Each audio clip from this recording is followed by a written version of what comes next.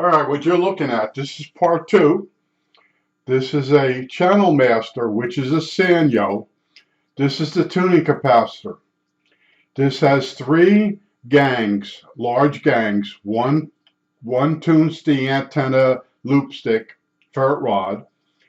Then you go to an amplifier. Then you come out and you go to a coil, which is tuned also, synchronized with the first antenna coil. That goes to the mixer. The third larger capacitor in the unit, one of the gangs, one of the three gangs, goes to the oscillator. So you have three large tuning capacitors, like 300 picofarads in this unit, and you see those four screws on the back or bolts, whatever. Those are separate trimmer capacitors. All right, now when you align the radio, you're supposed to turn to the bottom of the band and turn one of those trimmer caps and then go to the top of the band. I've seen guys doing the video. They put the radio on a station, or they put it on the signal generator, and then they peak the radio up for that frequency. That's wrong. You have to go back and forth between low and high. All right. So that's just one thing I want to tell you. So I spent yesterday on and off looking for this tuning capacitor. Now, of course, it's a bastard kind. There is no substitute. It's Sanyo, Channel Master Sanyo.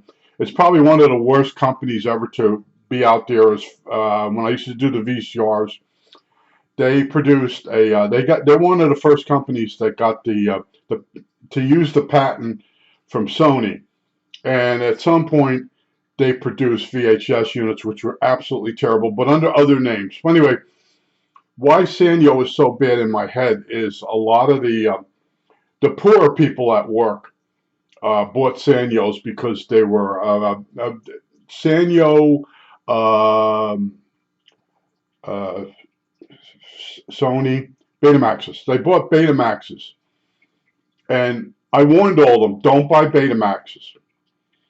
And they all got mad at me. And I said, don't buy a Betamax because when you go to the video store, there are no Betamax movies. Now, Saturday Night Live did a skit where the guy buys a Betamax and he goes to the video store, and the only movie available is Scream, Blackula's Scream. I'm not kidding you. It's actually somebody actually figured out that when they bought a Betamax, it was cheaper. So you tend to go. It was $100 cheaper than the VHS. So you buy the Betamax, and then one day you go to rent a movie, and they only stock movies for VHS. You can get the movie for Betamax, but it's not going to be in a rental store. So anyway, these guys, we had this big fight, and I told them, look, I'm telling you the truth. I'm not starting a VHS is better than Betamax. Betamax has the better picture. It's $100 cheaper. But if you ever want to rent a movie, well, anyway, don't buy the Betamax. So one of the guy's wives bought him a Betamax, and he had just married her. She was married before, and she was like, she had a daughter, and she was like, when they first got married, she was really overdoing it with the guy because she was so happy she was able to get remarried.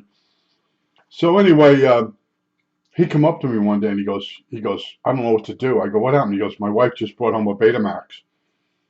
And I said, well, you could tell her now or tell her later.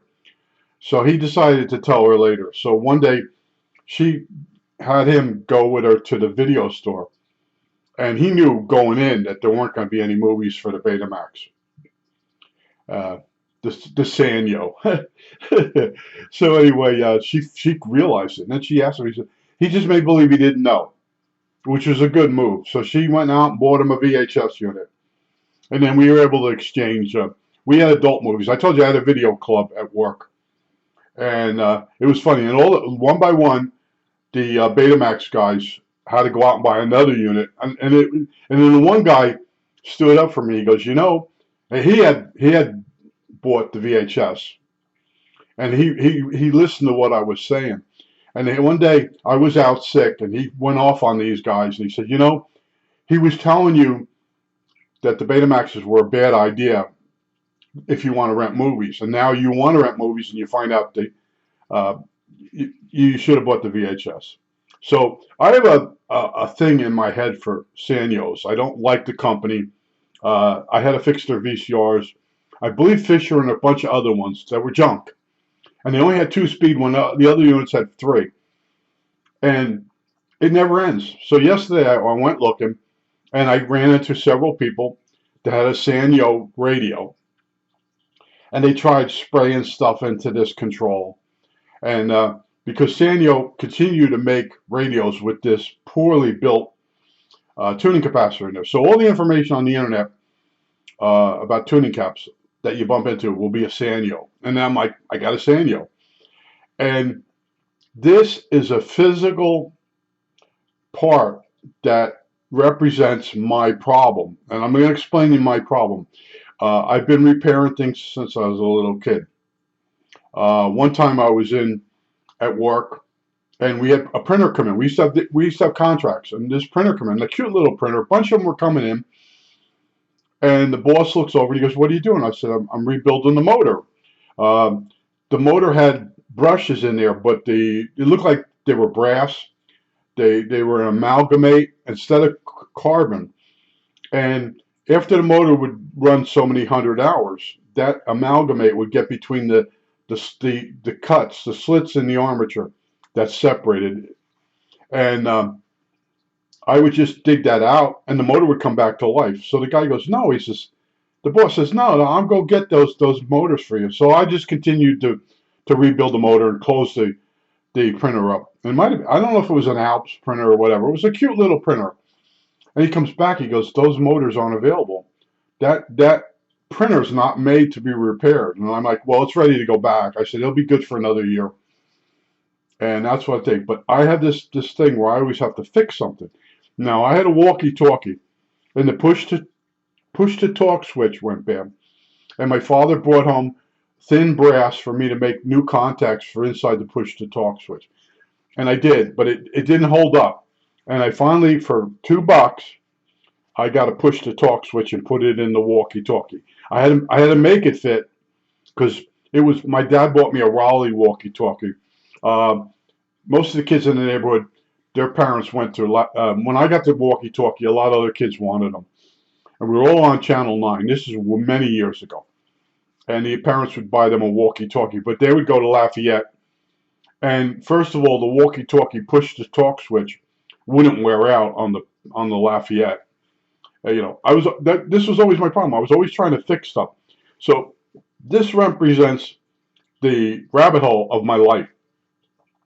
And if you saw the me do the Hellcrafters radio, painstakingly change all the capacitors, take the IF cans apart because they use the the capacitors as terminals. Go watch it. It's brutal. It took days, and I had to be careful not to. I get it all together, and then I go to turn the dial. I got it all back together. Turn the dial one direction. I got to go back. It won't go back. I look down in there, and I see a gear is split, and I see the guy has dropped drops of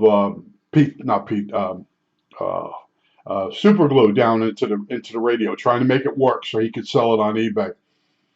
And I took that assembly back apart. I had the gear in my hand, and I used to be able to cut gears. I used to be able to make them by hand. I couldn't do it. I'm too old. I'm too frustrated.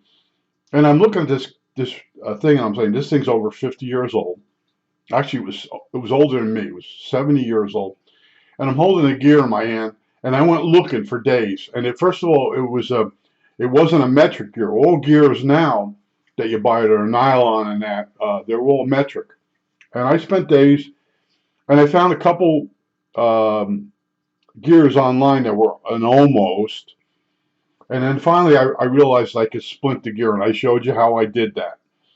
But my rabbit hole is I always try to fix something. Now I would say, well, I'll at least open this thing up and see why it failed and if it's repairable. That's my problem. See, and I do think it's soldered on one corner. Yeah, it's soldered. Oh my God. Well, anyway, that's my problem in life. I always try to fix stuff that the average person would say, "I ain't fixing that. I'll throw the whole radio out." That Sanyo radio, the Channel Master, the Deep Fringe, It's made to be thrown out when it goes bad. It's not made to be repaired. It's such a piece of steaming, heaping shit. The case is real brittle. You really get a case if you buy them that the case isn't broken. Go look on eBay; they're all broken. The batteries leak and go all through the radio. The radio's 65 years old, but what it does is it sets me up to fail. Now, the saying is, if you don't try, that's failure. Well, with me, if I try something and I can't fix it, uh, then that I accept it as a failure, and then I start dwelling on it. It starts making me crazy. Now, I did not sleep good last night thinking about this. Now it's 6 o'clock. I'm up an hour and a half earlier than normal because of this radio. And the radio, when it came out, was $12. Think about how ridiculous this. These are the things about myself I can't change, and I admit. And other people go, "Oh, I don't have that problem." You have other problems. I know now. I understand this. Someone say, "Oh, I don't have problems with that." Yeah, you got a bunch of other problems. One friend of mine said, "If you were to take all your if there was a big pile of problems from other people, and you walk over there and you take all your problems and put it in the pile, and then grab somebody else's problems, you would want your problems back like right away because your skill set is set up to work around the problems you have." But I just wanted to show you, this is a three-gang capacitor for the tuning of the front end coil, the ferrite rod, the secondary coil after the first amp, which goes to the mixer, and then the oscillator. Those are the three main capacitors. Then there's four trimmers that are in this, and all the system made like that, so the radio could be made cheaper. So when this part fails, you can't get a substitute part. You can only get a part out of a donor radio, which could be right behind this one. In other words, you put the capacitor in from another radio, and from heating up the leads and that, it fails on you. So the whole thing, now that I'm looking at it, the one corner is soldered, and you have to unsolder that, and there's plastic all around it. This is a bad idea. And I said, well, at least I'll open it up. When I look inside that, it looks so black inside this thing. And the one the guy did on the internet, it's like dark yellow inside, But he took it apart and fixed it for a $12 radio, and I guess it frustrated him. Like I bought this radio, and after a couple of years, it fails, and then he takes the tuning cap apart and gets it working to put it back together because it bugged him. It bugs you. It eats at you. If you're a repairman deep down inside, and you're the guy that always fixes the stuff nobody else can, it's a curse. All right. Now, I also want to tell you, go look up NPC players. Go on YouTube and put in NPC, and there's a guy, he goes in these games like Unreal, and I think it was an Unreal Engine, and it's running. You got all these people walking around, and he starts dropping in the game with his character and starts talking to these they're non-players, they're just background players, and he starts finding ones that are AI, that are real smart, and they know they're in. They don't know it. They don't call it a matrix. They know they're in something. And the one guy's complaining, I have to walk every day, the same thing over and over and over. And then one guy says, I love looking at the city. It's so beautiful. Go watch it. It'll blow your mind. In other words, the AI of the game learns. And then the character is starting to suspect something. It's a program, but it's getting smart enough to suspect it's and then the guy starts telling him, you're in a simulation. You're not real, and the character's having problems with that. But he meets one guy twice. But when the computer reboot, it made the guy a different different looking. And he said to the character, I met you the other day, and the character couldn't remember. See, every time the game reboots, the characters get reformed. It's something to watch, but I feel like a part of me I can't control. It's like I'm destined to this crap. I got the radio out. I recapped that radio. That's what was wrong. I recapped it. I checked it out for several days. I put it away. I get it out because it's a nice size and it fits in your lap, unlike the super radios, which are larger and heavier. And I sit there and I start to turn it, and I'm like, what happened? You know, I just and where I put the radio away, it's a room on the second floor. It doesn't get too hot there. It doesn't get too cold. And the capacitor failed. And never thinking it's a frickin' Sanyo. I know all about Sanyos. Uh, the rewind idler would wear out. You know, a lot of when you're using VCRs and the tape, when you're at the end of the movie, you have to now rewind it. It's not a DVD. It doesn't automatically. Well, anyway, so that wheel would go bad. And my one neighbor, I told him, don't buy a Fisher, don't buy a Sanyo. Well, he did. He goes, it was much cheaper. Blah, blah. Well, 4 months later, he's like buttering me up, telling me it don't work right. So I said, what's the matter? He says, it won't load the tape. I said, yeah, I know what belt that is. And I made sure the Millennium grease was still soft. I drove all the way down near the airport, went in, showed the guy the belt. He gave me that. And he says, he was laughing. He goes, I'm running out of those Fisher parts. And I said, what? He goes, yeah, they made so many spare parts for those pieces of shit that we're using them up real fast. He says, at some point that belt won't be available. I said, why? It's not my VCR. I don't care. So I get home. I put the belt on. I bring it back to the neighbor across the street. And then he goes, the feed or whatever was bad on it. You put the tape in, it feeds in. Sometimes this would go in and then pop back out. That's a different belt or whatever. And I said, yeah. I said, that's nice. So I had to go get that belt. Another trip. And the guy gave me just the money for the parts. And then there's nothing wrong with that Fisher. It's a piece of shit. It's what, a year old, and I've already had to fix it. But that's what the people that own it, they have a price point in their head, and they go buy it. And why am I repairing a shithead's VCR? The guy's treating me poorly, and I'm fixing it. And he didn't say, well, how much I owe you. He goes, how much were the belts? That's what. And the guy, I never really got along with him. And then as I got older and I owned the house, I tried to be a little bit nicer. And they use you. They freaking use you. Well, you're going to charge me? You can't believe the stuff that comes out of their mouth. And that's my problem, though. I used to be able to repair everything. And I told you, I think I might have told you the story. I had all the tools to repair a car. And I'd go out there and I have the hood up and I'm working on my car. And they're coming over borrowing tools. And then I go over there and I go, I can't get my car finished. Well, I'm busy here. They're busy with my tool. That's how rude they were. Now, the one time I bought this expander for a muffler. If you change the muffler, you could still salvage the pipe. You stick it in there, you turn a bolt inside. I went over there, the guy's using it, and he have a puddle of water. The water comes down past his house, and it's in water. And I said something. He goes, hey, dude, that was a $30 part.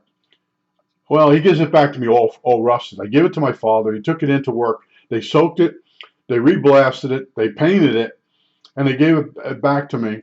And I gave it to my brother-in-law. And this guy kept coming over, ringing the doorbell to borrow that thing again. I said, no, you ruined it. I got it fixed, and I gave it away. Well, who did you give it to? He used to pull that shit. Like, now he wants the address and go bother that guy. And he did that one time with a SWR meter. I need to borrow your meter. I sold it. Where'd you sell it? A flea market. Who would you sell it to? Like, freaking idiot. And it was years after. I was lucky to get some of my money back. It was a SWR meter / power meter. That's what I used to set people's CBs up. Never made any money on that either. Okay. Yeah, as a repairman, you're better off working for somebody else that works with the customer, sets the amount of money, and then you're buffered from that. Whenever you work directly with people, they say the hardest job in the world is dealing with the public, and it is, because they come in, they've done something stupid to something, and now they want to fix the cheapest way possible.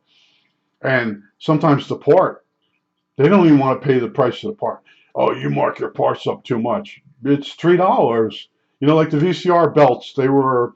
I used to get them for $1.75, and I used to use. I won't say a tank of gas to go over there and back, but I started adding the true cost of what it takes to have a car and drive it 5 miles, 6 miles, and you're not making any money at all. You're subsidizing people that did something stupid. You know, I mentioned the VCR stories, and one of them had a shoe in it one time. I took it right back. They bent the heads. There's these two.